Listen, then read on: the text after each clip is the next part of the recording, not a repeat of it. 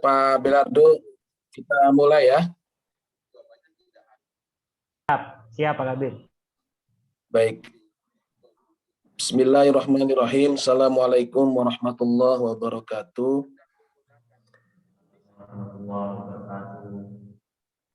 Alhamdulillah wa syukurillah wa la haula wa la quwata illa billah. Amma ba'du. Yang saya hormati Bapak Afandi Sitamala, SHLLM, selaku pembimbing sekaligus juga penelaah. Yang saya hormati Bapak Belardo Prasetya Megajaya, SHMH, selaku pembimbing sekaligus juga penelaah. Saudara mahasiswa teruji, Saudara Dimas Fabianto dan Saudara Entol, dan juga Pak Dr. Daniel yang mungkin sedang dalam posisi di tengah layar, mungkin atau di perjalanan. Pertama-tama marilah kita panjatkan puji syukur kepada Allah Subhanahu wa taala, Tuhan yang Maha Kuasa, karena berkat limpahan karunia-Nya alhamdulillah hari ini kita masih bisa diberikan banyak begitu nikmat, terutama nikmat kesehatan, dan mudah-mudahan kita selalu diberikan kesehatan di bulan suci Ramadan ini sehingga kita bisa maksimal menjalankan ibadah bulan Ramadan tahun ini dengan sebaik-baiknya. Selawat dan salam selalu kita limpahkan pada junjungan kita Nabi besar Nabi Muhammad SAW, pada para keluarga, para sahabat dan para pengikutnya. Dan mudah-mudahan kita semua yang hadir, alhamdulillah hari ini mendapatkan syafaat beliau di yaumil akhir nanti. Hari ini kita akan mendengarkan seminar proposal Bina Hukum Internasional atas mahasiswa teruji Saudara Entol Aditya dan Saudara Dimas Wabianto. Saudara Entol dan Saudara Dimas diharapkan mampu meyakinkan para penelaah bahwa proposal saudara layak untuk dilanjutkan menjadi sebuah penelitian. Ya, tolong pergunakan waktu semaksimal mungkin, seefektif mungkin, sebaik mungkin dalam memaparkan proposal. Yakinkan kami para tim penelaah bahwa proposal saudara itu sebetulnya layak untuk dilanjutkan menjadi sebuah penelitian. Dan berikutnya adalah bahwa Saudara Dimas dan Saudara Entol ini dalam posisi di tepi dalam posisi krusial, genting. Jadi saya harap Dimas Fabianto dan Entol Aditya lebih intens, lebih memperhatikan, lebih concern terhadap para pembimbing, pembimbing, karena di tangan para pembimbing inilah nanti masa depan Dimas Fabianto, Entol Aditya bisa lanjut apa tidak untuk melaksanakan skripsinya. Diharapkan mampu betul-betul konsisten, mampu betul-betul intens, mampu betul-betul tekun dengan sisa waktu yang ada untuk menyelesaikan skripsi dengan baik. Karena hanya punya waktu kurang lebih estimasi 1-2 bulan ya. Itu pun sudah dikurang-kurang dengan yang lain, kurangi lebaran, kurangi yang lain-lain. Jadi tolong fokus, tidak main-main, karena tidak ada jaminan juga bahwa Anda mentang-mentang 2015 akan automatically lulus dengan mudah gitu, tidak. Ya, satu itu. Yang kedua tentu ada kebijaksanaan dan juga harus Anda minta itu dengan sebaik-baiknya pada para pembimbing, bagaimana waktunya untuk bisa maksimal menyelesaikan itu. Karena tanpa bantuan pembimbing di detik-detik terakhir seperti ini sangat sulit untuk Entol, Dimas juga bisa menyelesaikan dengan baik. Ya, jadi harap untuk betul-betul fokus dengan sisa waktu yang ada. Satu itu, dan kedua, dengan sistem seminar proposal hari ini juga betul-betul harus mampu menjabarkan isi proposal dengan baik. Yakinkan para tim penelaah bahwa proposal saudara layak untuk melanjutkan menjadi sebuah penelitian. Ya. Jadi itu sebagai pembuka dari saya. Situasinya sekarang sudah dipenuhi atau sudah dihadiri oleh 3 penelaah, Bapak Afandi dan saya dan juga Pak Belardo. Jadi secara ketentuan telah memenuhi quorum, waktu telah menunjukkan pukul 9.11 dan waktu kita sudah hampir lewat sekitar 10 menit lah ya. Jadi sambil menunggu Pak Daniel, sebelum saya buka, mungkin ada beberapa tambah dari Pak Afandi. Cukup, Pak Kabir. Dari Pak Belardo. Cukup, Pak, cukup. Lanjut. Baik, untuk itu marilah kita buka kegiatan seminar proposal pada hari ini dengan bersama-sama mengucapkan basmalah. Bismillahirrahmanirrahim.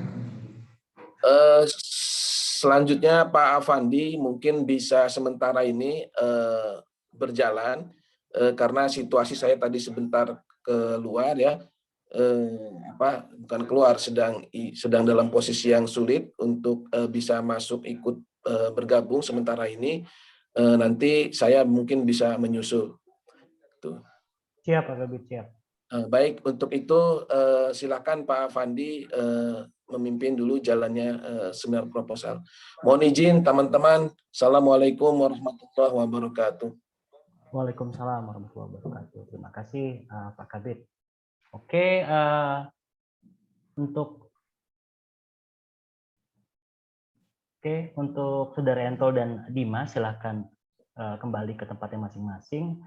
Kita urutan sidang berdasarkan dengan undangan aja ya. Jadi Ento bisa lebih dahulu mengambil tempat dan coba di share screen lagi Ento PPT-nya.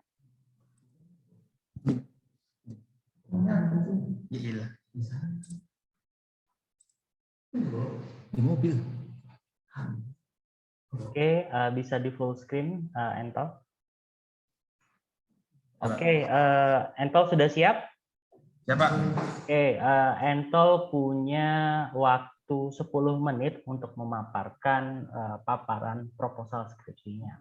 Waktu dan tempat dipersilakan. Entol. Bismillahirrahmanirrahim. Assalamualaikum warahmatullahi wabarakatuh.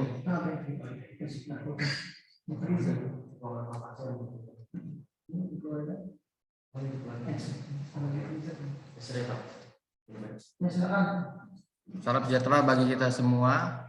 Perkenalkan, nama saya Entol Aditya Mauladinata dengan NIM 1111500314, mahasiswa Fakultas Hukum Universitas Sultan Agung Tirtayasa, bidang hukum internasional. Pertama-tama terima kasih kepada para penelaah yang telah hadir dalam sidang proposal hari ini. Yang pertama, terhormat Bapak Penelaah 1, Bapak Hilton Tanama Putra SHMH. Yang kedua, yang terhormat kepada Bapak Penelaah 2, Bapak Afandi Sitamala SHLLM. Yang terhormat Penelaah 3, Dr. Daniel SHMH selaku dosen pembimbing 1. Yang terhormat Penelaah 4, Bapak Belardo Prasetya Megajaya SHMH selaku dosen pembimbing 2.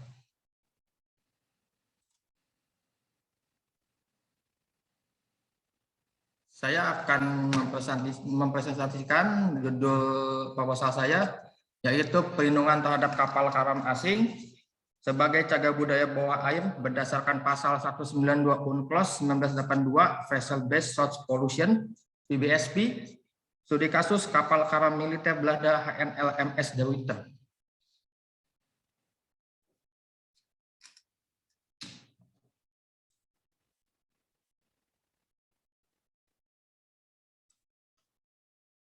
Latar belakang, cagar budaya bawah air merupakan salah satu bagian dari kepentingan nasional suatu negara,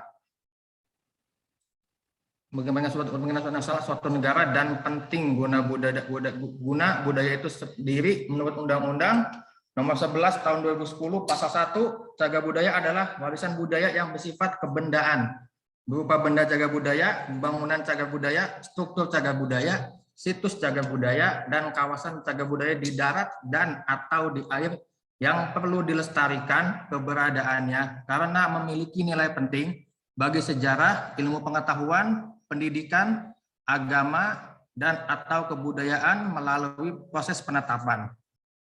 Dalam hal ini, negara mempunyai kewajiban untuk melindungi cagar budaya bawah air kapal karam militer seperti yang sudah tertuang di dalam pasal 192 UNCLOS 1982, di mana negara-negara mempunyai kewajiban untuk melindungi dan melestarikan lingkungan laut. Salah satu peristiwa berupa tindakan pengangkatan terhadap benda cagar budaya bawah air yang terjadi di perairan Indonesia, yakni kapal karam militer peninggalan Perang Dunia Kedua milik Belanda, yakni HNL MS De Ruyter, Java, dan Kortenar.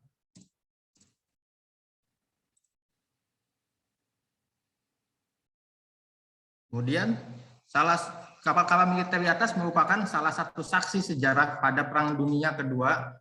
Telah terjadi pertempuran di Laut Jawa, pertempuran Laut Jawa dimulai ketika Komando Angkatan Amerika, Inggris, Belanda, dan Australia (ABDA) berusaha untuk mempertahankan kekuasaan Hindia Belanda di Pulau Jawa dari pasukan Jepang pada 27 Februari 1942. Dipimpin oleh Laksamana Muda Angkatan Laut Kerajaan Belanda, Karel WFM Doorman. Pasukan ABDA dihancurkan dalam pertempuran 7 jam. Yang kalah dalam pertempuran adalah kapal penjelajah Kerajaan Belanda Java dan De Ruyter bersama dengan kapal perusak Kerajaan Belanda Kortenaar.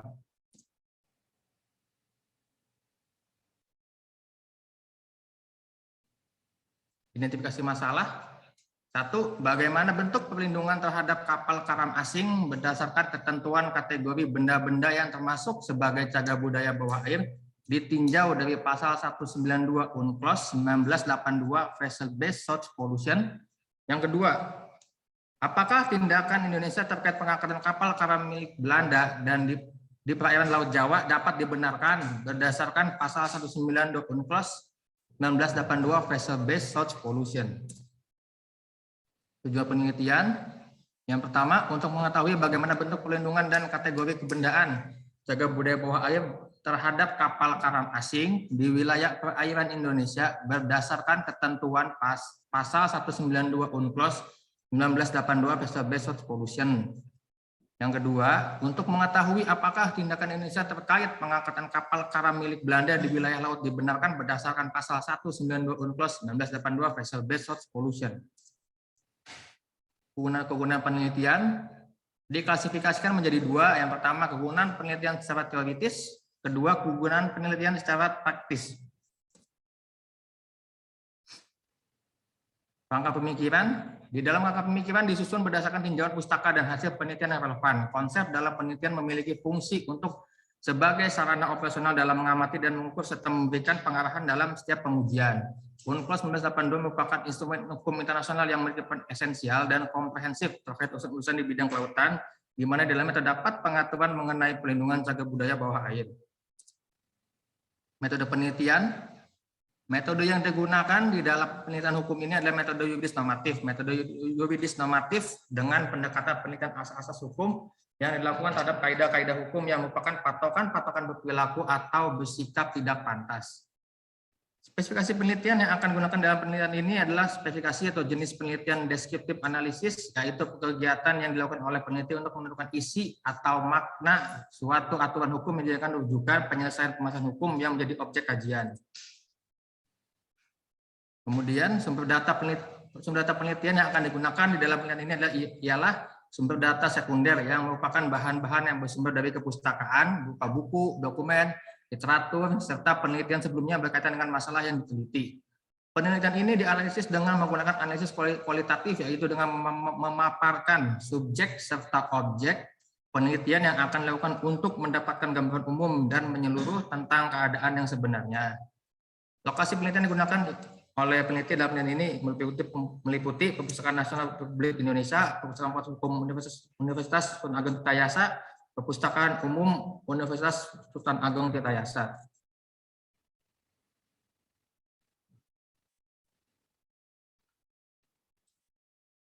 Baik,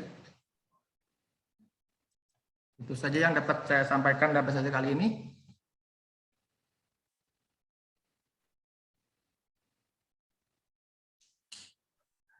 Gantung toh, lebih dan kurangnya saya mohon maaf gitu. Iya, lebih dan kurangnya saya mohon maaf. Oke, nanti Pak, penutup. Oh iya. Closing statement. Oh iya, siap. Oke, udah selesai ya toh ya pemaparannya ya. Ya Pak. Oke, mohon izin Pak Ado, ini menurut urutan penelaah berarti penelaah satunya Pak Kabid, beliau nanti di reschedule ulang, berarti langsung lompat ke saya aja. Betul. Oke, siap. Ya.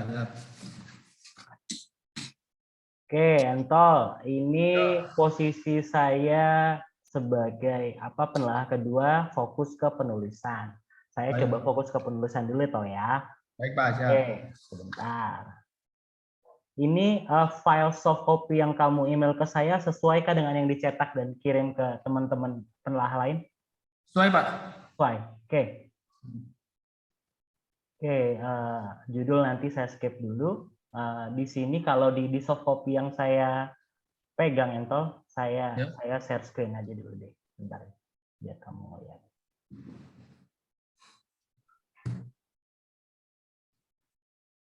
Oke, di soft copy yang saya pegang, simpel, Entol. Biasanya ini kelupaan.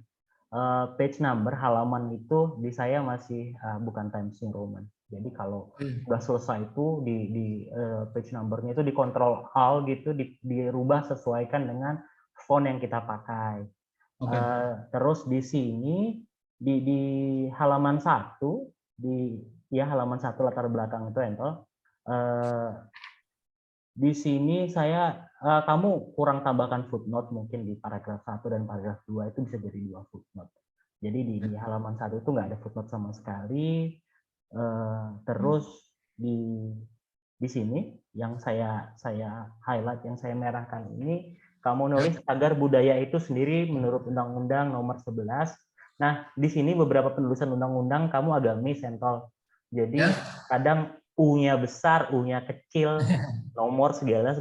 Itu ada format bakunya sebenarnya, Entol. Jadi kalau nulis lengkap gitu sampai pasal berapa itu ada format bakunya. Jadi kalau disesuaikan. Itu di halaman 1. Nah, semua page number-nya masih salah ya. Apa namanya font-nya. Nah, Entol pegang hard copy ya? Pegang, Mbak. Oke. Entol ini di judul kan mention berdasarkan pasal 192. Ya. Oke. Entol tahu nggak pasal 192 itu nulis tentang apa? Atau bisa dibaca nggak? Coba pasal 192 Unclos. Ketentuan? Ketentuan umum. Yakin? 192 itu ketentuan umum.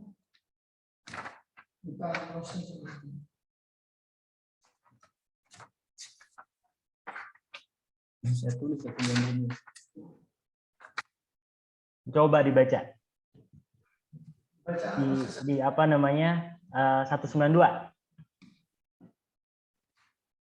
Ketentuan umumnya benar gitu. Tapi coba dibaca 192. Ada ya? Apa?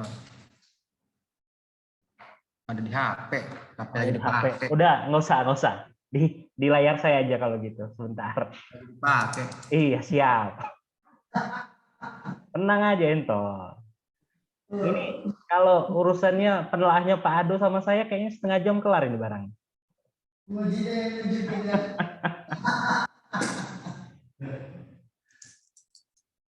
Oke, kelihatan nggak? Kelihatan, Pak. Oke. Oke, General Provision, Section 1, ketentuan umum ya. Ya, ketentuan umum. Jadi bagian ke-12, Protection and the Preservation of the Marine Environment. Sebenarnya sebelum kamu ngambil Unclos, ini kan versi asli bahasa Inggris ya, bisa kamu akses. Kamu juga referensinya bagus tuh. Kamu ngambil Unclos langsung dari website UN-nya. Saya lihat di footnote, itu bagus banget. Tapi kamu harus download juga versi Kemlu, translasi ofisial bahasa Indonesianya. Apa? Jadi kamu mahaminnya dari dua sumber utama selain Unclos aslinya yang versi UN, versi Kemlu itu kadang translasinya agak beda. Jadi kamu harus punya versi resminya juga yang bahasa Indonesia ya, Entol ya. Nanti kalau penelitiannya dilanjutkan. Nah, si pasal 192 itu tadi kamu sebutkan apa ketentuan-ketentuan umum. Si artikelnya cuma mention state have the obligation to protect and preserve the marine environment. Sesimpel itu. Cuman satu statement, satu kalimat gitu doang. Umum banget. Gitu ya? Ya. Oke, situ dulu. Tapi Entol nggak mention itu bahkan di proposalnya. Iya, Ada nggak si Entol tuh di awal tuh mention nggak sih 192 itu isinya ini begitu? Enggak, Pak, belum, Pak. Nah, itu dosa besar, Entol. Kenapa? Karena judulmu aja nulis 192. Kok satu kalimat 192 aja nggak ada yang kamu tulis di situ. Walaupun itu ketentuan umum. Setelahnya kamu spesifik tuh. artikel 149 bla bla bla bla bla. Nah, itu mungkin bisa di draft ulang, dirunut lah si 192 dulu, 192 itu nyebutin ini. Di copy paste blek begitu dan artinya begitu. Nah, setelahnya baru kamu bisa runut ke bawah. Itu untuk 192. Terus ini space udah nanti aja dibaca. Nah, Entol masih nggak konsisten. Kadang pakai pasal, kadang pakai artikel begitu. Kalau sudah pede pakai artikel ya artikel aja dari awal. Nggak usah pakai pasal. Kalau mau seragam ya pakai pasal aja semua begitu. Di halaman 2 itu masih campur lah, mix, kadang artikel, kadang pasal. Itu. Nah, di footnote Entol masih di halaman 2 dan halaman 3. Saya nggak tahu kenapa kamu tuh kalau ngereferensiin selalu kamu tulis sumber dari Undang-Undang Nomor 11, sumber dari UNCLOS, sumber dari UNESCO. Ada nggak di footnote 1, 2, 3? Ada, Pak. Sebentar, ini ada senior saya join. Halo Om Daniel.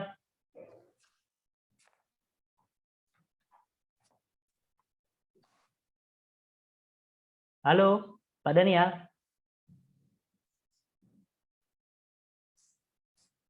Oke, belum tersambung. Nah, benar nggak kalau ini saya itu ada tulisan sumber dari Entol?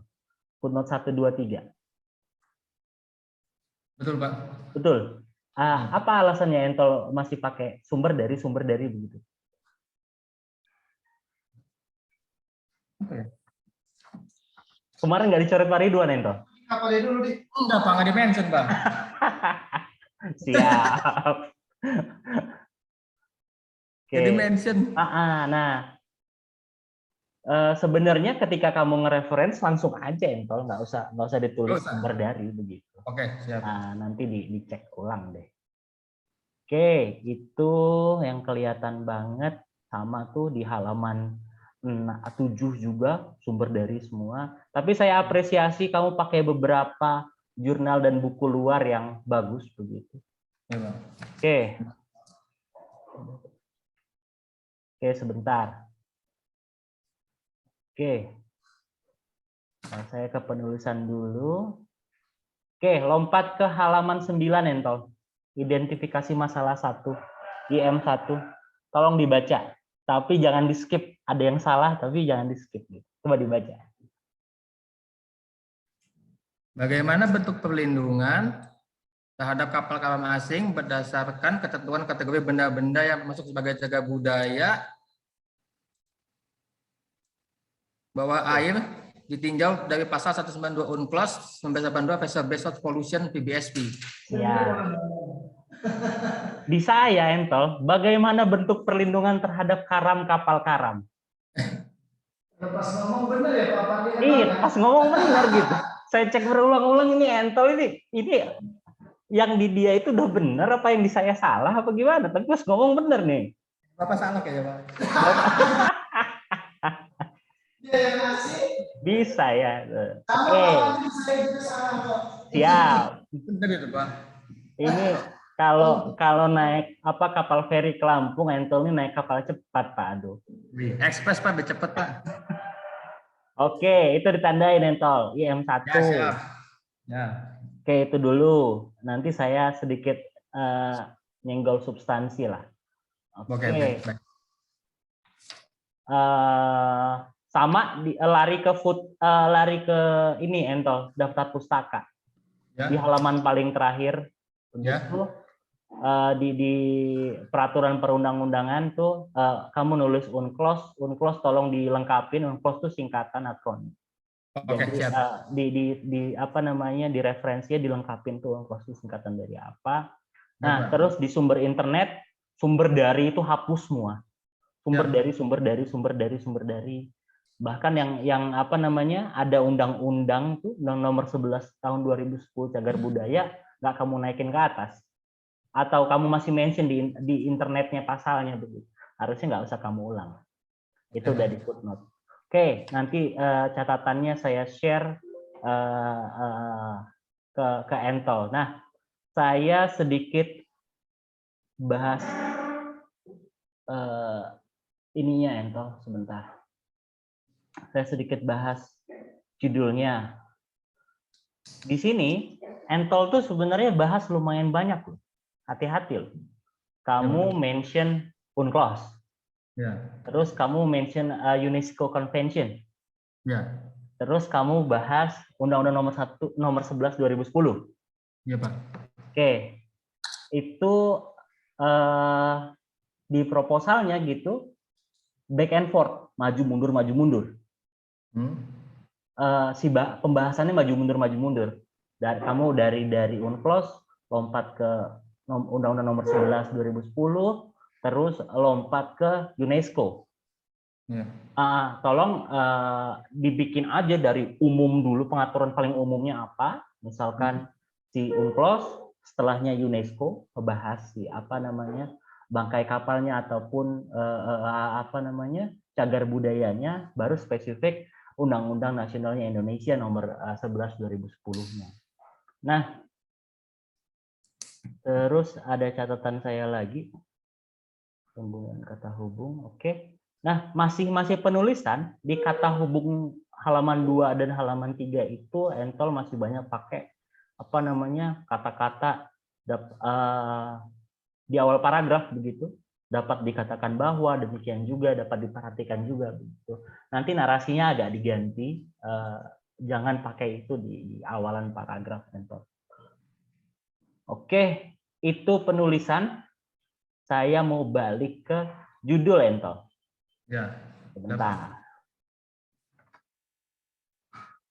Saya share screen lagi judulnya Entol nih. Oke. Baca Tol, judulnya. Perlindungan terhadap kapal karam asing sebagai cagar budaya bawah air berdasarkan pasal 192 UNCLOS 1982 Vessel Pollution VBSP studi kasus kapal karam militer Belanda HNL MS De Ruyter. Mantap. Oke. Perlindungan terhadap kapal karam asing sebagai cagar budaya bawah air berdasarkan pasal 192 UNCLOS.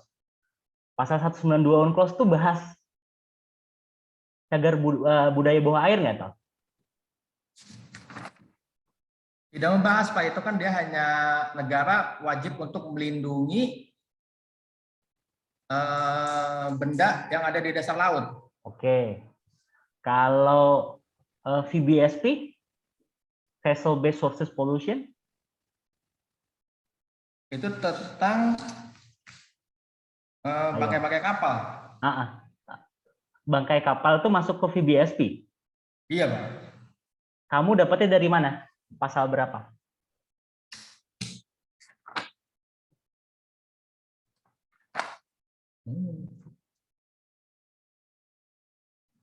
Pidana 3 ya? Tetap begitu buat tetap data yang menghasilkan telepon yang masih berproses.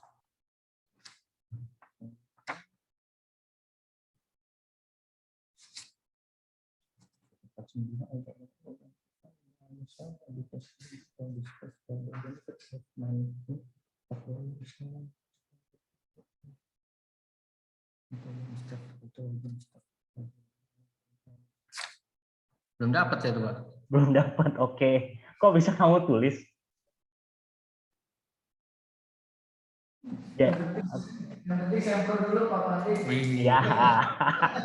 Bukan. Ini dua hal yang berbeda. Sebenarnya di UNCLOS sendiri, mungkin Pak Ado lebih dalam. Di UNCLOS sendiri ada 5 source of pollution. Nanti tetap di bagian 11-nya UNCLOS tadi, atau setelah pasal 192 tuh, Tol. Tapi dia nggak mention secara spesifik si vessel based sources pollution ya, ada land based kan, terus vessel based bla bla bla bla bla. Nah, kalau bahasanya begini, kamu kan pengennya gimana sih pengaturan perlindungan kapal karam sebagai cagar budaya kan? Itu sebenarnya dalam di UNESCO-nya. Kalau nanti ngobrol Pak Daniel, malah Pak Daniel bisa ngobrolin tentang AECL-nya, perang di laut lah, terus cagar budaya di hukum humaniter. Tapi pengennya kamu adalah UNCLOS konvensinya kan. karena ini nggak mungkin lagi direvisi revisi judul gitu panjang, sebenarnya kurang tepat kalau ditulis pasal 192. Yang tepat itu kalau kamu tulis di bagian 12, Protection and Preservation of the Marine Environment. Jadi karena pasal 192 itu cuma satu kalimat doang, Entol. Iya.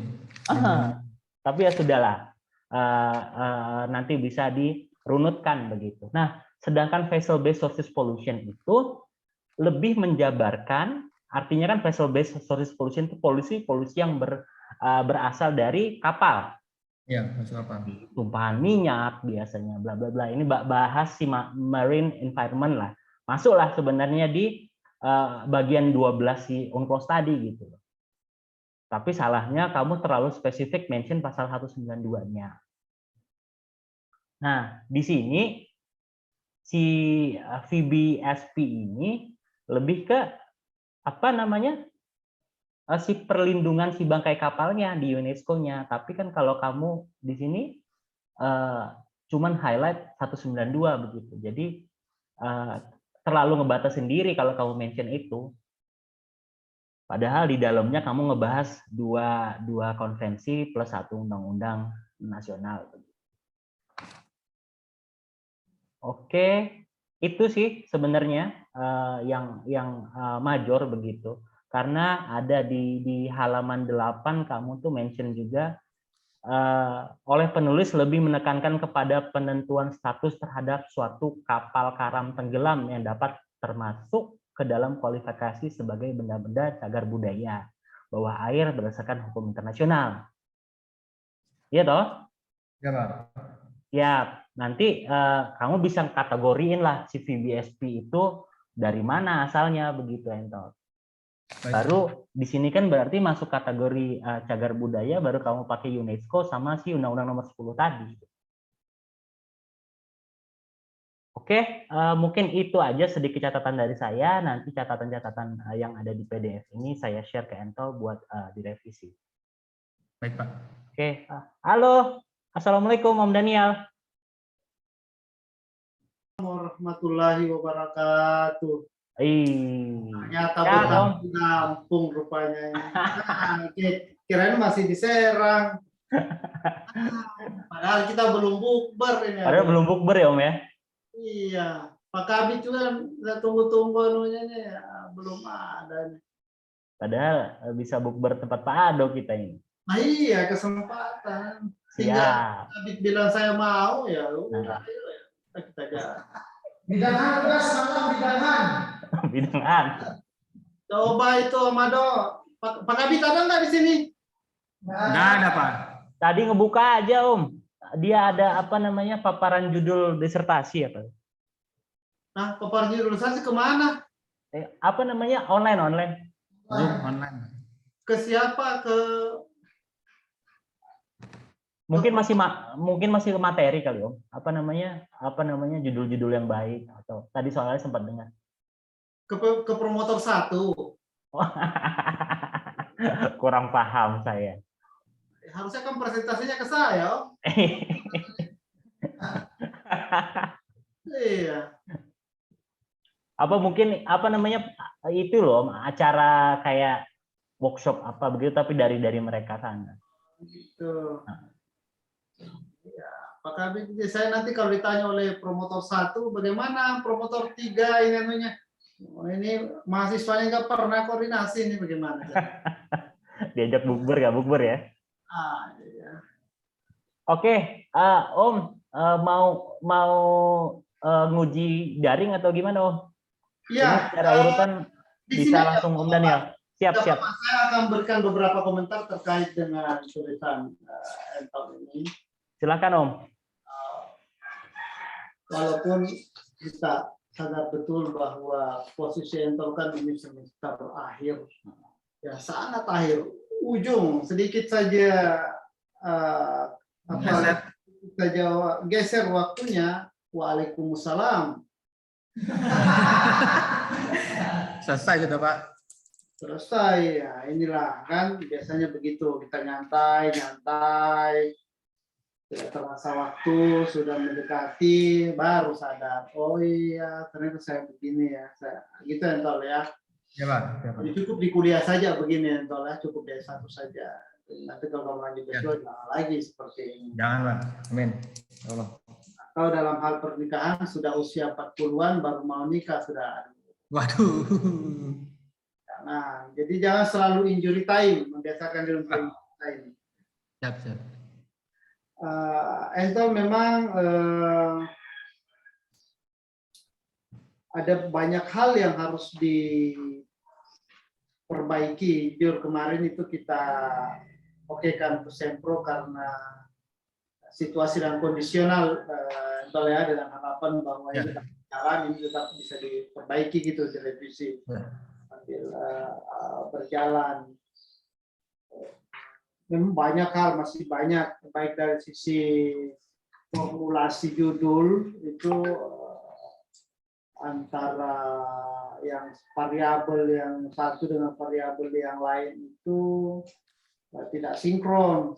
Kalau Entol kan bicaranya tentang perlindungan hukum terhadap kapal karam asing sebagai cagar budaya berdasarkan UNCLOS. Jadi kalau pasal saya sepakat dengan Pak Afandi, kalau hanya melihatnya dari pasal 192 itu sangat khusus, sementara namanya judul itu kan harusnya umum, ya lebih umum begitu. Jadi apa? Jadi berdasarkan UNCLOS 82. Ya, juga.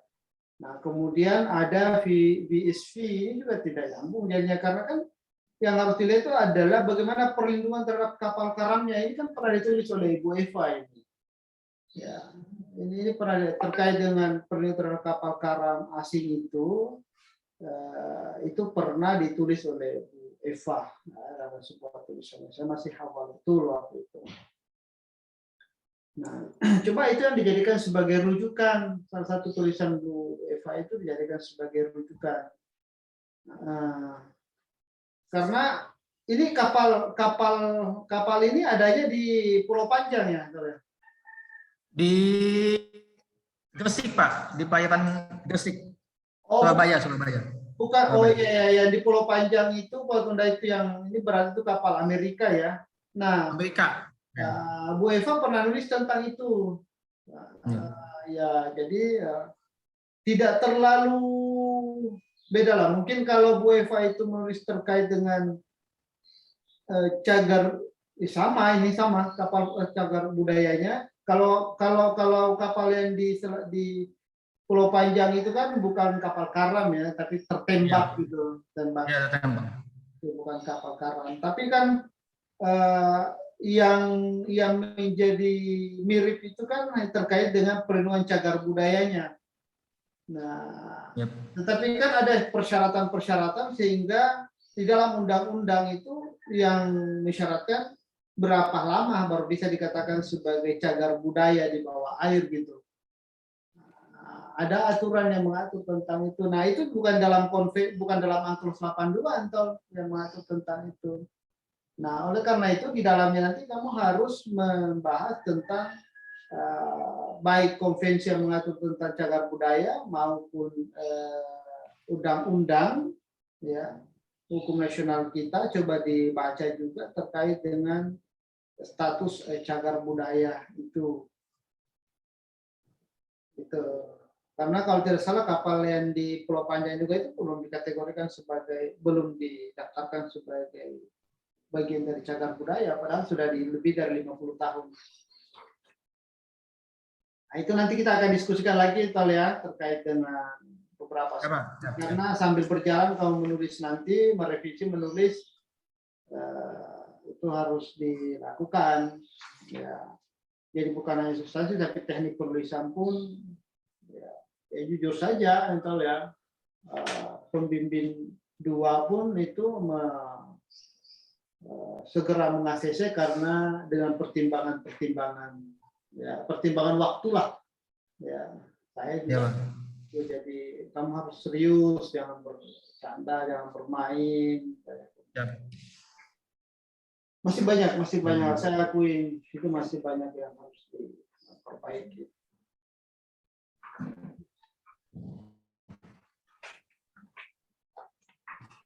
Oke, saya itu saja komen saya pimpinan sidang.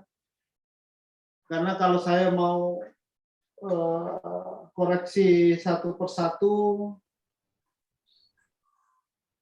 saya pikir waktunya juga terbatas. Jadi nanti saya minta supaya Entol agar kita Entol lebih banyak meluangkan waktu untuk bimbingan, ya. Kalau itu dalam seminggu itu minimal 1 kali, ya. Jangan 2 bulan 1 kali. Ya, saya masih ingat bulan berapa Entol ke rumah, saya sampaikan, saya kasih waktu berapa minggu atau 2 minggu ya. Waktu itu saya beri waktu berapa gitu, tapi datang kemudian 2 bulan baru muncul lagi. Ya. Jadi gitu ya. Jadi harus jadi laki-laki yang fighter. Habis ini nikah ya, setelah sarjana ya, supaya udah langsung punya cucu gitu. Jangan lama-lamanya. Nikahnya kamu anak tunggal, kalau anak tunggal itu sebenarnya cepat nikah gitu. Kalau belum punya pekerjaan kan nggak usah pikirin itu, istri kan nggak disuapin, kalau bisa makan sendiri. Iya, Pak. Oke, terima kasih pimpinan sidang. Cukup sekian dari saya. Siap, terima kasih Pak Dr. Daniel SH.MH atas saran dan masukannya selaku penelaah 3 dan pembimbing 1 Saudara Entol. Oke, kita lanjut ke Bapak Belardo SH.MH selaku penelaah keempat dan pembimbing 2-nya Entol. Tapi sebelum itu tolong kameranya diperbaiki dulu, atau Dimas, di Pak Adonya kurang kelihatan. Foto sini. Udah.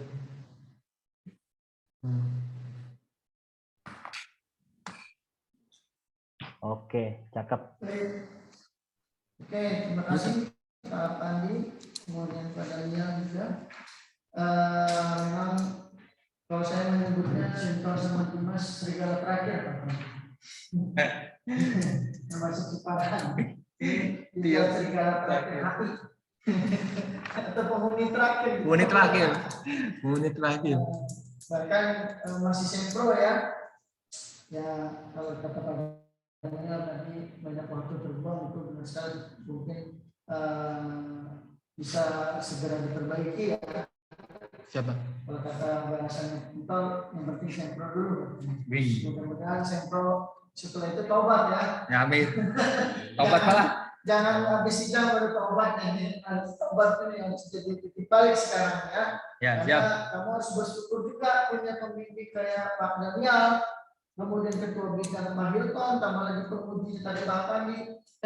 Berdoanya tadi gak marah-marah aja, karena sederhana sekali proposalnya, karena memang bimbingannya baru sebentar, termasuk ke Pak Daniel, termasuk ke saya gitu.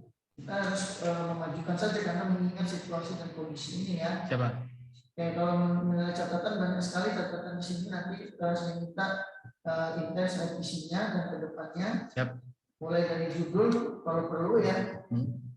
Mungkin bisa disiasati, mungkin bisa dirubah, ada waktu atau tidak nanti kita bicarakan. Baik. Kemudian pembahasan kalau pembahasan sudah bagus ya, sudah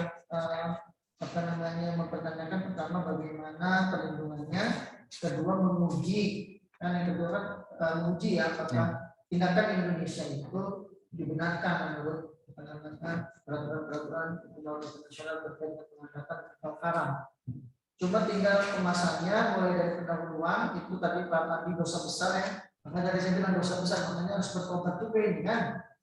Banyak dosa besarnya Pak Pandi, bukan lagi ini bukan lagi pendahuluan. Dari pendahuluan itu isinya latar belakang masalah itu menyebutkan data-data yang menggiring ke pertanyaan sehingga pertanyaan kami itu muncul. Gitu. Kalau pertanyaannya bagaimana perlindungan kapal karam, itu harus dijelaskan kapal karam itu apa, Kemudian apa namanya, tadi kalau ada pasal 190, pasal 192 dimention sedikit gitu. Jadi muncul pertanyaan, apakah 190 di mana sih gitu kan? Atau lebih spesifik, jangan spesifik karena tadi ada satu pasal 192 terlalu sempit untuk kajian ini, nanti dibicarakan apa kita mention babnya saja atau mention clause-nya saja gitu kan. Siap. Jadi nggak terlalu sempit gitu. Kemudian teorinya juga nanti didiskusikan oleh Pak Daniel ya, didiskusikan untuk menjawab pertanyaan ini pakai teori apa. Nanti di tenaga pemikiran. Kemudian kalau job saya penulisan ya, penulisan nanti footnote tolong disesuaikan dengan panduan. Semuanya sudah saya bilang sebenarnya, nanti mungkin perlu saya kasih tahu salahnya di mana. Kalau kamu nggak bisa baca panduan dan bandingkan mana salahnya di mana punya kamu, nanti saya kasih tahu deh ya. Harusnya kamu bisa membandingkan dong, panduan gini, tulisan kamu gini, salah nggak? Itu karena kamu nggak teliti berarti. Nah, tadi masih dosa besar tadi. Artinya kamu belum bertobat di sini. Belum bertobat maksud saya serius, keseriusan kamu menulisnya harus benar-benar. Karena kamu bukan hanya menghadapi skripsi, tapi menghadapi waktu. Gitu. Jadi tadi padanya sudah mengamanahkan. Kamu harus lebih intens menyiapkan waktu untuk menulis ini. Gitu. Kalau saya mendengar sedikit pesan dari orang tua, pesan dari dosen itu peka kupingnya. Nah, saya minta kamu juga peka kupingnya. Saya nggak dikasih tahu aja, dengar tadi padanya mengamanahkan. Jadi kalau dikasih tahu dengar, jangan masuk kanan keluar kiri.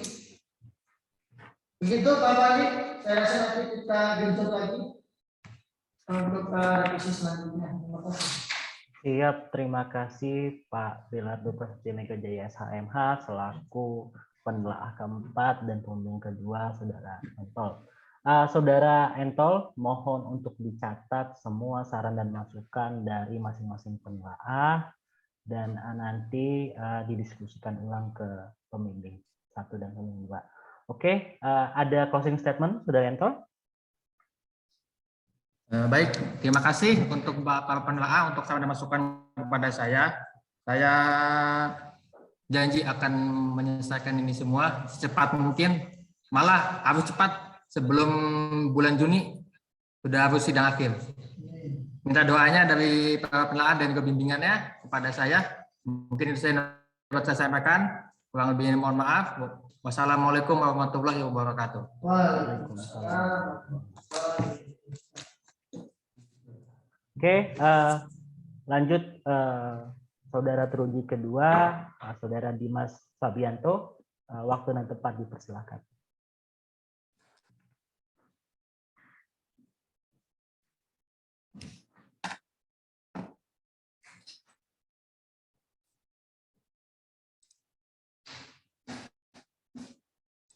Nggak masuk ini ya.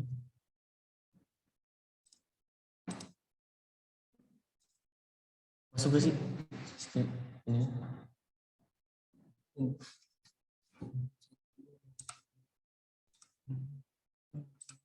Itu. Oh ini.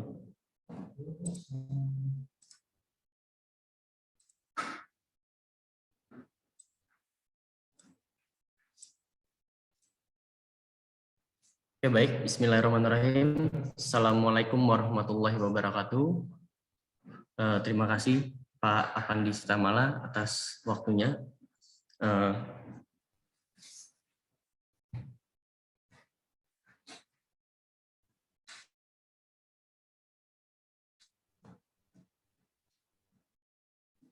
Untuk efisiensi waktu, langsung saja kepada presentasi seminar proposal yang berjudul, mohon maaf, saya perkenalkan diri dulu. Saya Dimas Fabianto dengan NIM 11111500222, konsentrasi bidang hukum internasional angkatan 2015. ingin mempresentasikan seminar proposal skripsi dengan judul Implikasi Perjanjian Bilateral Flight Information Region Indonesia dan Singapura terhadap wilayah udara Kepulauan Riau dan Natuna ditinjau berdasarkan Konvensi Chicago 1944. Untuk dosen penelaah 1, Bapak Dr. Daniel SHMH.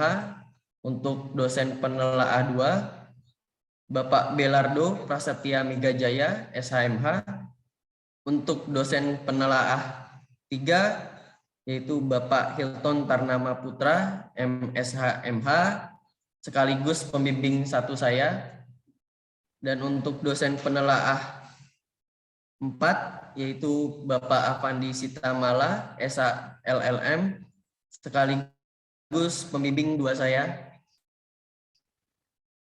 Lanjut saja untuk ke latar belakang. Negara-negara di dunia memanfaatkan ruang udara melalui penerbangan sipil. Ini disebabkan kemajuan dari ilmu pengetahuan dan teknologi, yaitu gunanya meningkatkan taraf kehidupan manusia. Nah, untuk navigasi udara sendiri, ini menjadi sangat penting karena bersinggungan tidak hanya pada ekonomi, tapi berkenaan dengan keamanan, kenyamanan dan kedaulatan bangsa. Dan ruang udara ini menjadi penting bagi dunia dan harus dikelola dengan baik. Bagaimana informasi mengenai penerbangan di ruang udara internasional.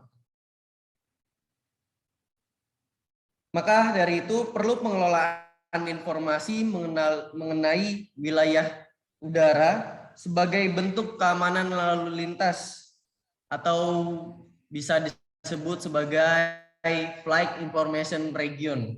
Yang dimana dalam Flight Information Region itu adalah daerah yang di dalamnya terdapat Flight Information Service atau pelayanan informasi penerbangan dan alerting service, yaitu pelayanan kesiagaan. Untuk pengelolaan ruang wilayah udara itu dikelola oleh masing-masing negara, dan negara yang berdaulat mengatur ruang udara di wilayah negaranya secara utuh dan penuh. Ini termaktub dalam Pasal 1 Konvensi Chicago, yaitu dinyatakan bahwa setiap negara mempunyai kedaulatan yang utuh dan penuh atas ruang udara atas wilayah kedaulatannya.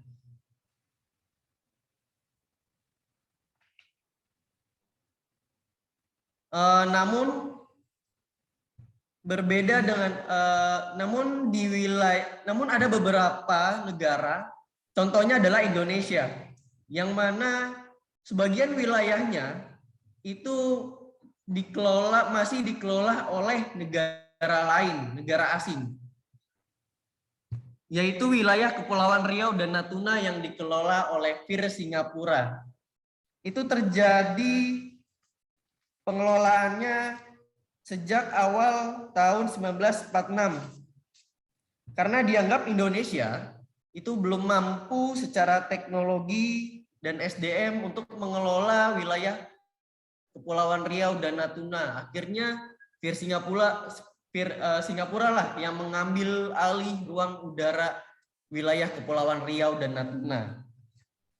Adapun perjanjian antara Indonesia dan Singapura pada tahun 1995 yang tertulis dalam Agreement between the Government of the Republic Indonesia and the Government of the Republic Singapore on the realignment of the boundary between the Singapore Flight Information Region and the Jakarta Flight Information Region, yaitu terkait tentang pendelegasian wilayah udara Kepulauan Riau dan Natuna untuk dikelola oleh Singapura.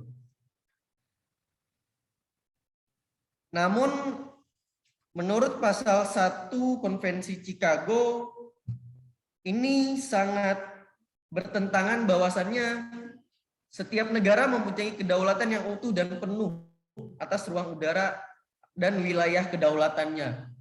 Artinya di sini Indonesia belum berdaulat secara penuh terhadap wilayah udaranya sendiri. Nah, ini akhirnya akan berdampak pada negara Indonesia. Adapun beberapa implikasi ataupun dampak, yang pertama adalah tentang aspek kedaulatan, yaitu pengaturan navigasi wilayah udara yang dilakukan oleh Singapura tersebut mendatangkan dampak yang buruk bagi kedaulatan Indonesia. Pemerintah Singapura berhak menentukan wilayah terlarang bagi aktivitas militer Indonesia di wilayah VIR yang didelegasikan dengan alasan keamanan penerbangan sipil. Selain itu, Singapura berpotensi melakukan tindakan pelanggaran kedaulatan akibat otoritasnya di wilayah tersebut yang dapat menimbulkan kegiatan spionase, yang mana itu akan membahayakan keamanan negara Indonesia. Untuk yang kedua adalah aspek pertahanan. Terkait penguasaan kontrol lalu lintas atas penerbangan di wilayah udara Kepulauan Riau dan Natuna oleh Singapura, ini berarti seluruh izin penerbangan baik komersil maupun militer itu juga diatur oleh Singapura. Ini menjadi ancaman sewaktu-waktu ketika ada bahaya atau kasus emergensi. Pesawat tempur TNI ataupun militer itu tidak bisa bergerak dengan cepat karena harus memberikan informasi atau memberikan konfirmasi dulu kepada VIR Singapura terkait lalu lintas dari udara sendiri. Tidak menjadi kewenangan negara Indonesia. Adapun dari aspek ekonominya, bahwasannya daerah Kepulauan Riau dan Natuna itu menjadi salah satu lalu lintas udara yang paling padat. Artinya tidak hanya Indonesia dan Singapura sajalah lalu lintas udaranya, namun banyak negara-negara lain yang melintas di situ, dan alhasil dalam aspek ekonomi ada namanya jasa pelayanan navigasi penerbangan. Artinya negara-negara lain yang melintasi wilayah Kepulauan Riau dan Natuna itu harus meminta izin dari Singapura, dan Singapura memungut jasa pelayanannya. Artinya meraup keuntungan atas wilayah negara Indonesia. Maka dari itu, adapun beberapa identifikasi masalah. Yang pertama, bagaimana pengaturan Flight Information Region berdasarkan Konvensi Chicago 1944. Dan yang kedua, bagaimana implikasi perjanjian bilateral terhadap pendelegasian Flight Information Region di wilayah udara Kepulauan Riau dan Natuna kepada Singapura. Untuk tujuan penelitiannya, untuk mengetahui pengaturan Flight Information Region berdasarkan Konvensi Chicago 1944. Dan yang kedua, untuk mengetahui implikasi perjanjian bilateral terhadap pendelegasian Flight Information Region di wilayah udara Kepulauan Riau dan Natuna kepada Singapura. Untuk selanjutnya yaitu kegunaan penelitian. Untuk yang pertama adalah kegunaan teoritis. Penelitian ini dilakukan untuk memberikan kontribusi dan manfaat bagi pengembangan ilmu pengetahuan di bidang hukum, khususnya tentang hukum internasional. Yang kedua adalah tentang kegunaan praktis. Diharapkan penelitian ini dapat memberikan sumbangan pemikiran di bidang ilmu hukum, khususnya bidang hukum internasional.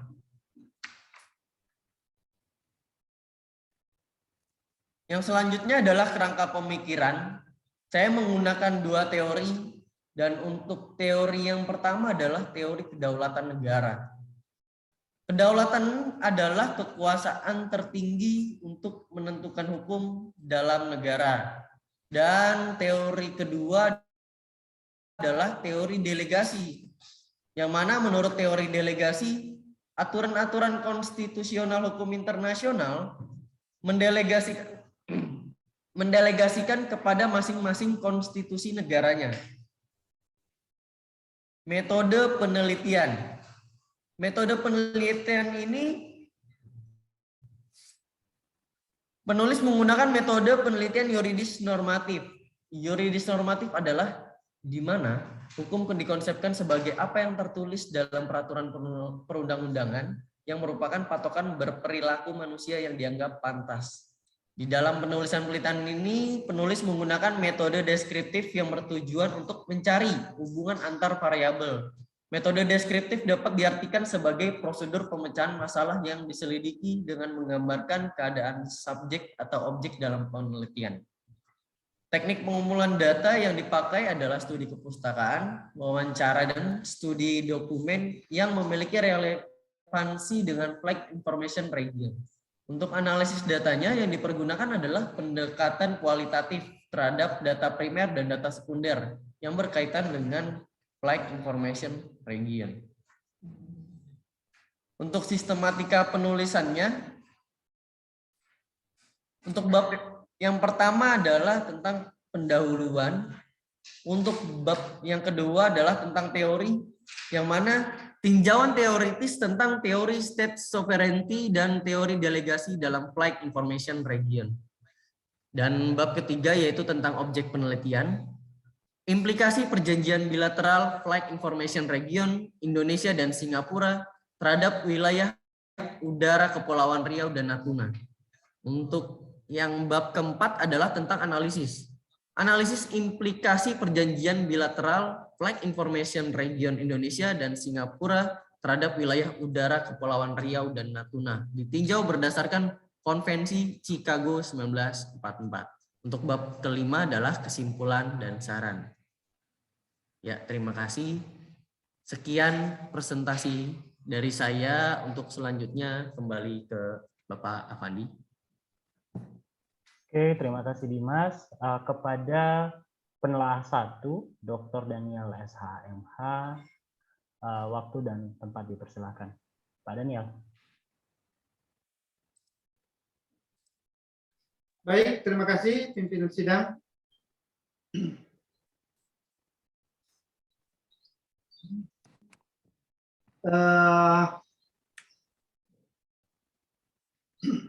Dimas menulis tentang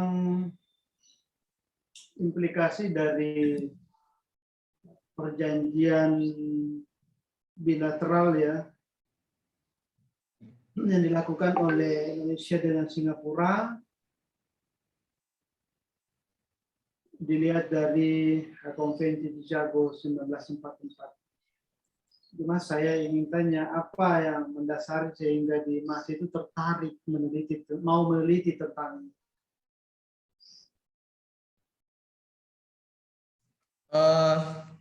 yang menurut saya bikin tertarik adalah ketika wilayah udara di Indonesia itu masih dikuasai oleh negara asing.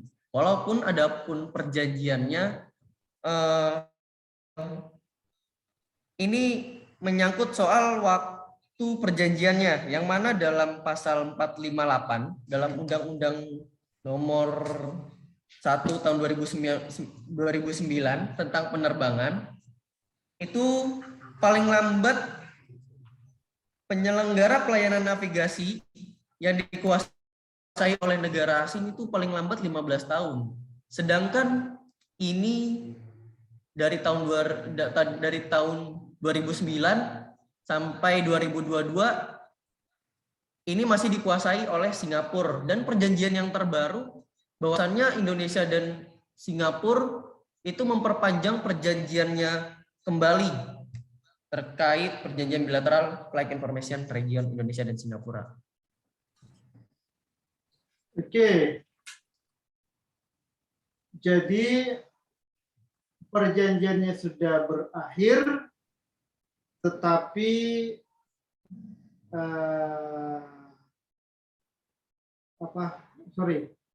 ini perjanjiannya sudah berakhir ya? Belum Pak, ini justru malah dilanjutkan pada bulan Januari tanggal 25. Diperpanjang tanggal 25 Januari 2022.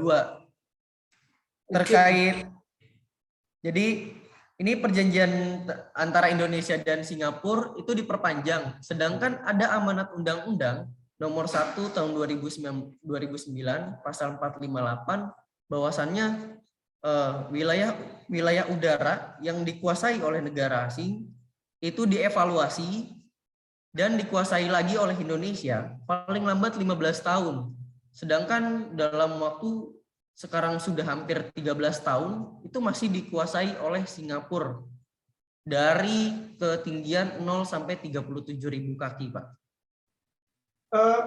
Kalau kalimat dikuasai, Iya.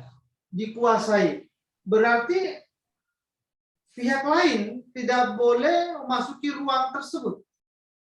Iya, Pak. Termasuk Indonesia sendiri tidak boleh berada di ruang udara di atas Kepulauan Riau dan Natuna itu. Oh, boleh, Pak. Maksudnya yang mengelola informasi wilayah udara Kepulauan Riau dan Natuna antara 0 sampai 37.000 kaki itu yang dikelola informasinya adalah Vir Singapura.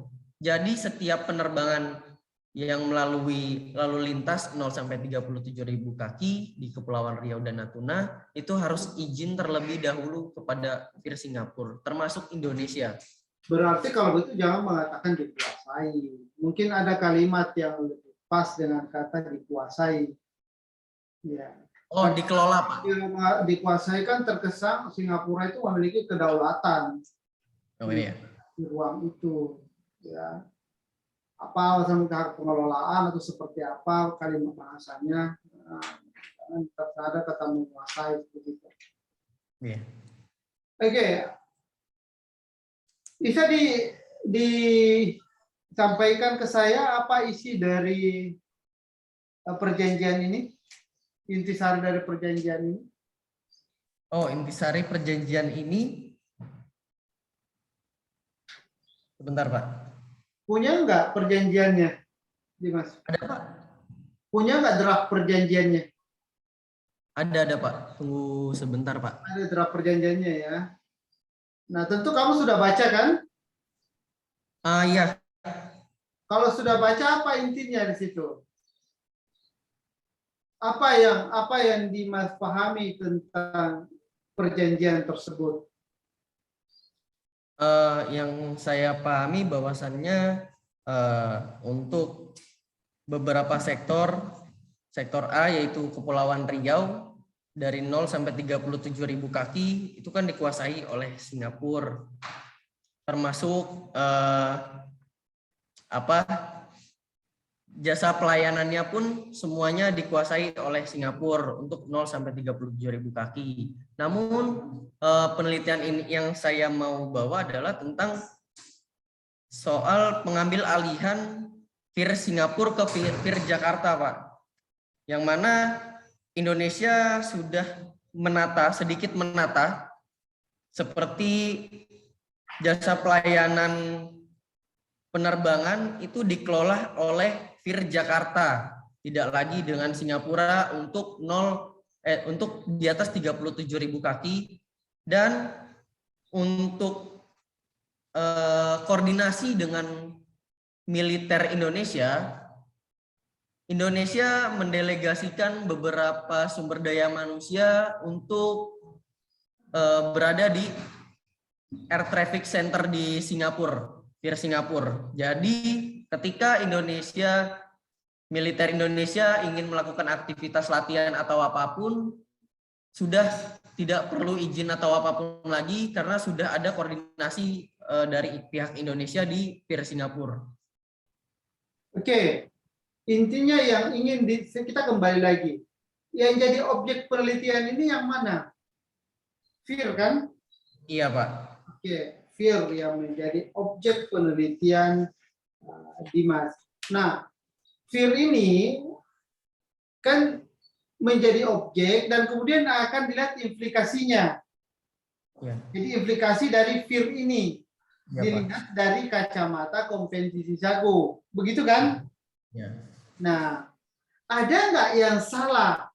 Ada nggak yang salah dari perjanjian bilateral ini antara Indonesia dengan Singapura dari kacamata konvensi? Ada nggak? Terkait ini sih Pak, pasal 1 tentang kedaulatan yang mana ini berkaitan dengan Undang-Undang Nomor 1 Tahun 2009 tentang penerbangan. Kita jangan kesana, bukan begitu pertanyaan saya. Pertanyaan saya adalah ini kan dilihatnya dari kacamata konvensi. Makanya saya tanya, ada tidak yang salah? Ada tidak kekeliruan? Ada tidak yang tidak sesuai dengan konvensi terkait dengan perjanjian bilateral? Ini baik dari sisi perjanjian, konsep maupun dari sisi implementasi. Ada tidak? Untuk di pasal 1-nya Pak, pasal 1 Konvensi Chicago yang mengenai bahwasannya negara itu mengatur wilayah udaranya secara utuh dan penuh. Dan harusnya Indonesia sudah bisa mengatur secara penuh wilayah Kepulauan Riau dan Natuna. Karena dilihat dari wilayah udaranya, wilayah negaranya, Indonesia lebih luas ketimbang Singapura. Maka Jadi dari itu konvensi mengatakan bahwa setiap negara itu harus mengelola. Itu wajib atau apa? Bahasanya di situ. Wajib atau apa? Wajib untuk mengelola bahasa dalam konvensi. sebentar Pak. Wajib atau dapat?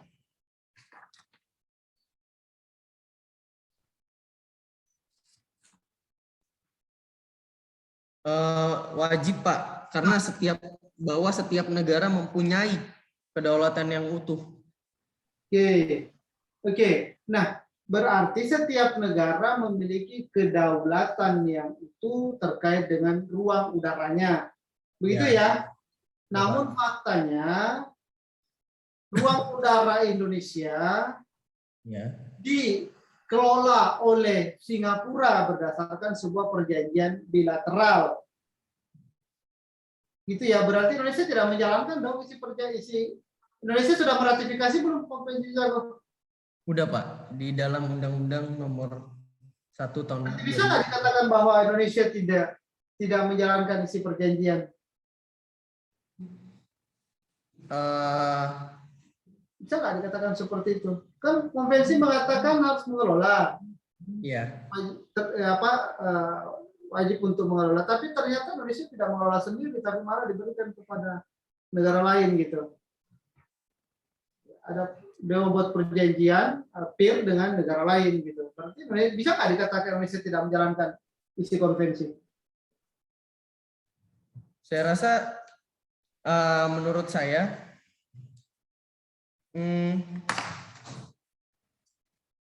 bentar, Pak. Nah, ini kan kita bermain logika aja. Indonesia dalam konvensi kan mengatakan bahwa negara itu harus mengelola sendiri ruang udaranya secara penuh. Ya, Pak. Tapi faktanya Indonesia itu kemudian memberikan kepada kasarnya ya, memberikan kepada Singapura, silakan dong Anda kelola ruang udara saya. Ya. Bisa nggak dikatakan Indonesia melanggar isi perjanjian, isi konvensi Chicago kalau seperti itu? Menurut kan ketika wilayah udara dikelola oleh negara asing, ada beberapa alasan organisasi internasional memberikan delegasi kepada negara lain. Enggak usah ke sana. Ini kita singkat aja, enggak usah. Pertanyaan sederhana kok. Ya, Indonesia itu meratifikasi konvensi Chicago. Dalam pasal satunya Indonesia diberikan kewenangan atau kedaulatan oleh konvensi, ya. Sebagai sebuah entitas, sebagai sebuah negara. Silakan Anda kelola ruang udara sendiri secara penuh. Tapi faktanya kan Indonesia kemudian bekerja sama dengan Singapura, dengan pengelolaan dalam ketinggian tertentu. Bisa nggak dikatakan Indonesia itu melanggar isi konvensi? Kalau dikatakan melanggar sih enggak, Pak. Cuma saya lebih ngebahas soal implikasi ataupun dampak terkait perjanjian yang baru. Kan fokuslah apa yang saya tanya. Bisa nggak dikatakan Indonesia itu melanggar konvensi? Kamu tadi mengatakan tidak. Iya. Kenapa tidak?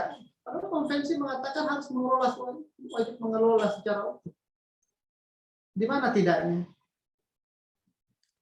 Karena menurut perjanjian bahwasannya sejarah Indonesia dianggap belum mampu secara sumber daya manusia dan sumber teknologinya. Menilai itu, apakah dengan alasan itu kemudian Indonesia melepas, kemudian melakukan sebuah perjanjian dengan Singapura untuk ya udah Singapura aja karena saya tidak memiliki kemampuan begitu. Saya kan Enggak, bisa. Pak.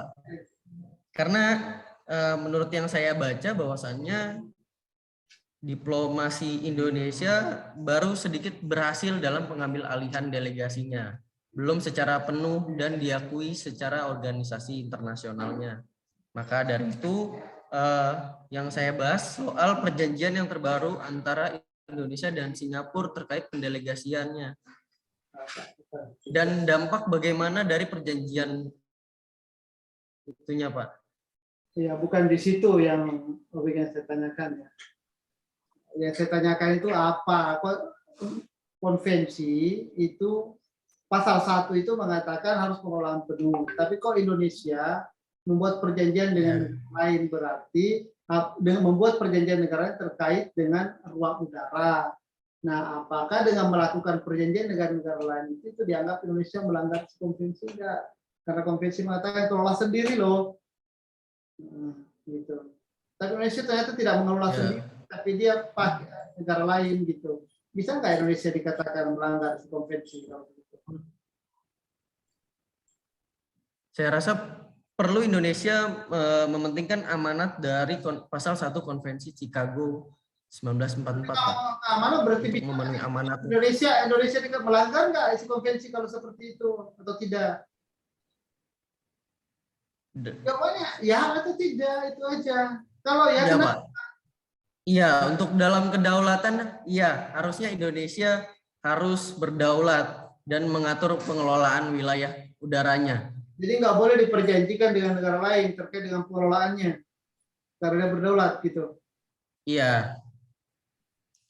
Iya, nggak. Sebenarnya dalam hal ini Indonesia sedang berusaha, Pak, dan memang kan tidak bisa semena-mena dalam perjanjian. Begini contohnya nih, saya ambil sebuah contoh. Ini kita masuk ke substansi sebenarnya, walaupun ini belum waktunya sebenarnya untuk ditanyakan ini, tapi saya hanya ingin tahu sampai sejauh mana pemahaman Dimas. Kan belum penelitian. Ya.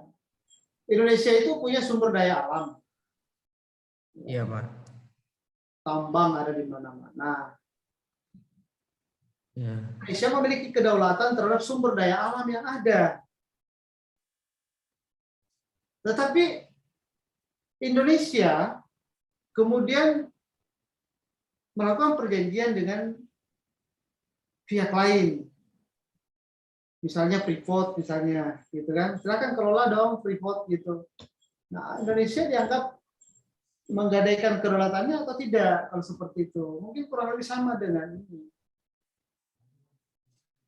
Jadi harus paham seperti itu, apakah karena kacamatanya adalah konvensi Chicago loh. Ya. Dan di pasal 1 mengatakan seperti tadi itu. Sementara perjanjian ini Indonesia melakukan perjanjian dengan Singapura untuk silakan kelola dong ruang udara saya di ketinggian tertentu. Kan begitu kan? Nah, bagaimana konvensi Chicago melihat perjanjian itu? Itu yang menjadi objek penelitian kamu nanti. Ya, itu yang harus kamu teliti. Apa yang dilakukan oleh Indonesia ini? Benar nggak ini menurut konvensi Chicago? Kan gitu. Kan konvensi Chicago yang menjadi kacamata. Itu ya, Dimas ya. Jadi itu yang artinya bahwa selain perjanjian bilateral antara Indonesia dengan Singapura ini, jadi Mas harus paham betul isi dari konvensi Chicago juga itu Mas harus paham. Bagaimana sih isinya? Ya. Iya, Pak. Kemudian dalam hal penulisan di latar belakang di latar belakang itu jangan di Mas itu mengutarakan di awal bicara tentang konvensi sampai di akhir latar belakang bicara tentang regulasi, ya, bicara tentang isu konvensi itu tidak boleh. Di dalam membuat latar belakang ada porsinya masing-masing.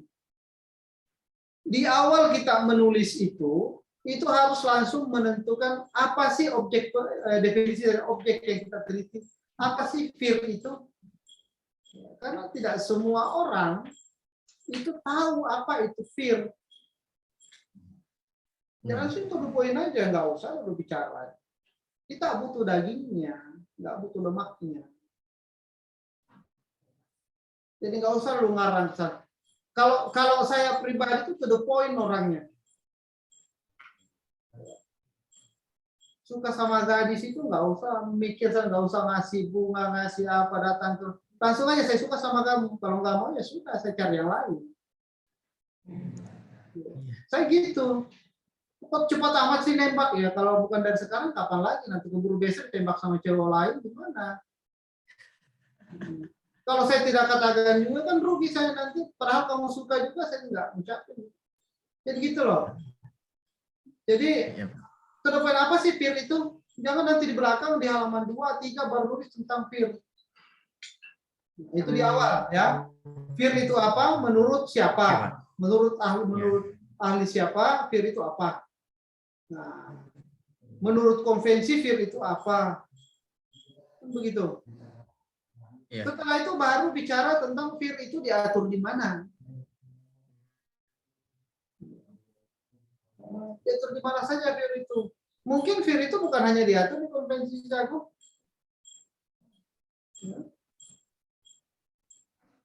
Atau mungkin ada perjanjian-perjanjian internasional yang lain. Nah itu. Ya harus diinventarisir regulasi yang mengatur tentang fear itu. Nah, setelah itu baru masuk bagaimana sih situasionalnya terkait dengan perjanjian implementasi dari perjanjian bilateral antara Indonesia dengan Singapura ini. Bagaimana sih situasinya? Nah, ceritakan tadi bahwa dari tahun sekian itu sampai tahun sekian terdapat sebuah perjanjian bilateral terkait dengan fear antara Indonesia dan Singapura. Kamu ceritakan itu kronologisnya. Setelah menceritakan situasionalnya seperti apa, baru masuk ke kondisionalnya. Kenapa Indonesia dengan Singapura itu melakukan perjanjian? Padahal dalam konvensi Chicago pasal 1 itu mengatakan diberikan kekuasaan, kedaulatan untuk mengelola fear-nya sendiri. Kenapa? Nah baru kamu tahu tadi 1, karena keterbatasan misalnya sumber daya manusia. 2, mungkin keterbatasan anggaran atau biaya. 3, apa? Dan seterusnya. Jadi kondisional itu menunjukkan apa yang menyebabkan situasi itu terjadi. Apa yang menyebabkan sehingga perjanjian itu harus dibuat. Kenapa? Padahal kan itu ruang udaranya Indonesia loh. Alasan-alasannya harus dikemukakan. Selanjutnya, apa sih yang membedakan dengan penelitian yang lain? Yang kita harus cari itu adalah novelty-nya seperti apa. Temuan barunya itu seperti apa? Karena kan terkait dengan feeling sudah banyak yang teliti. Saya masih ingat waktu S2 itu juga diteliti oleh teman saya Angkatan Udara. Kapten Dedi namanya, sekarang sudah lektor. Beliau meneliti tentang fear juga. Lalu apa bedanya dengan penelitian mereka? Makanya di akhir itu harus membandingkan, penelitian yang dilakukan oleh si A dengan judul bla bla bla bla, masalahnya bla bla bla, hasilnya bla bla bla. Demikian hanya penelitian yang dilakukan oleh si B, ya, terkait dengan fear, dengan judul ini, identifikasi masalahnya, permasalahannya ini, hasilnya ini. 2 penelitian di atas itu berbeda dengan penelitian yang saya lakukan. penelitian yang saya lakukan dengan judul ini, masalahnya ini. Gitu loh. Dan yang saya akan hasilkan itu adalah ini. Kan gitu. Sehingga ada temuan baru kan. Kalau yang lain menemukan misalnya kalau mau jalan ke Sindang Sari itu harus lewat Palima. Oh ternyata enggak. Ada. Saya melakukan penelitian untuk nyampe ke Sindang Sari, kampus Sindang Sari, saya bisa lewat Sepang. Gitu loh. Begitu ya Dimas ya. Iya Pak.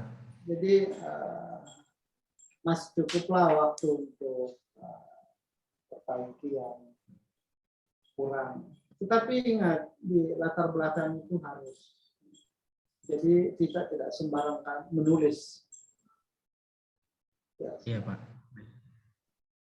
bukan hanya Dimas, tetapi di Pasca Sarjana juga yang saya anggap sudah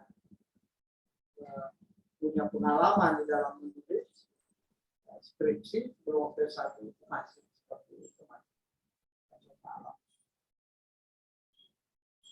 Ya, gitu ya, Dimas ya. Iya Pak. Sekian pimpinan sidang. Terima kasih Pak. Masukan dari saya. Terima kasih. Assalamualaikum warahmatullahi wabarakatuh. Waalaikumsalam warahmatullahi wabarakatuh. Terima kasih Pak Dr. Daniel SHMH atas saran dan masukannya.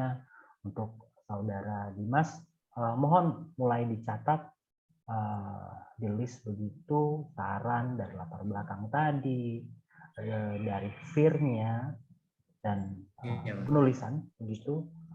Karena tadi kalau ngambil bahasanya Pak Dr. Daniel, kita butuh daging gitu ya Om ya. Jadi mungkin mulai fokus lagi untuk revisinya. Oke, selanjutnya mungkin penelaah kedua Bapak Belardo Prasetya Megajaya SHMH. Ini di kamera Pak Ado, tidak di lokasi? Lagi Zoom meeting. Pak Fandi, untuk Pak Belardonya lagi Zoom meeting katanya.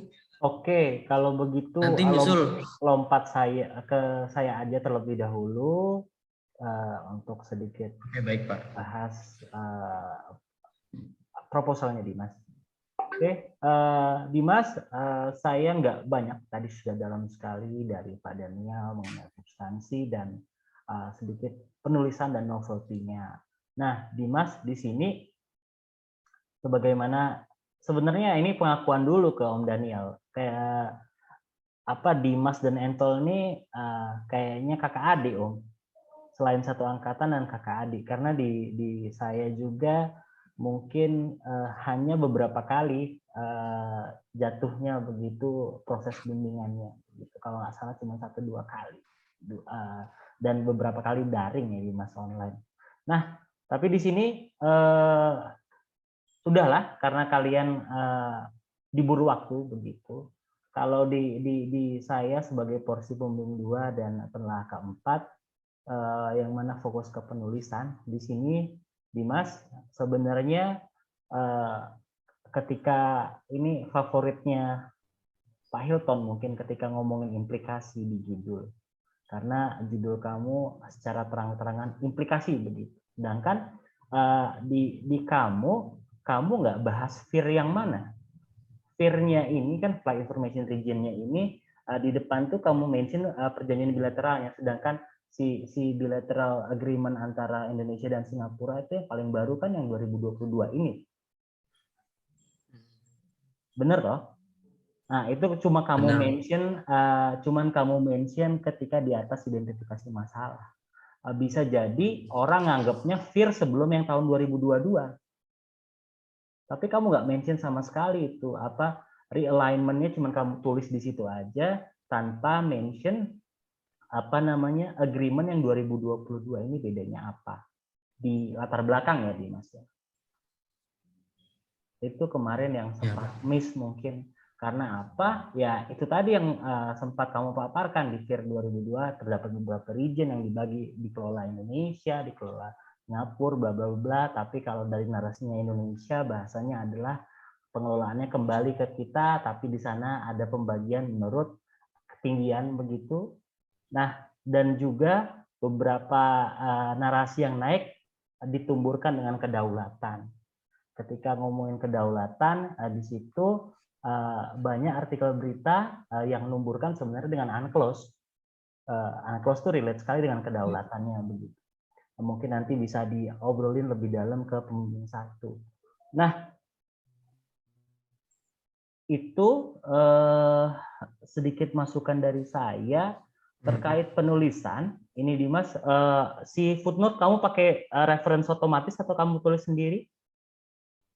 Atau pakai aplikasi? Footnote. Aha. Kalau footnote langsung otomatis Pak, cuma daftar pustakanya yang manual Pak. Oke, nah itu agak sedikit miss maka dari itu begitu. Contohnya kamu bahkan mention FIR yang realignment yang baru aja nggak kamu tulis di situ. Sedangkan ada beberapa pengaturan tentang FIR kan, bilateral agreement itu nggak cuma satu. Sebelumnya yang 2022 udah ada jadi undang-undang, sudah ada yang porsinya bilateral agreement antara Indonesia dan Singapura tadi, itu nggak kamu mention sama sekali di daftar pustaka. Kamu cuma mention yang Konvensi Chicago dan Undang-Undang Nomor 1 Tahun 2009-nya. Itu miss mungkin di situ.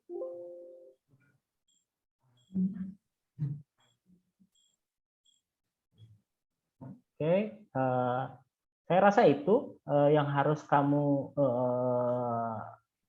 revisi begitu. Untuk identifikasi masalah, yang pertama kamu mention bagaimana pengaturan FIR berdasarkan Konvensi Chicago 1944 masih masuk begitu. Nah, sedangkan yang kedua ini mungkin tadi sempat dibahas Pak Daniel, bagaimana implikasi perjanjian bilateral terhadap pendelegasian FIR di wilayah udara Kepulauan Natuna dan Kepulauan Riau kepada Singapura. Ini spesifik tapi kurang spesifik.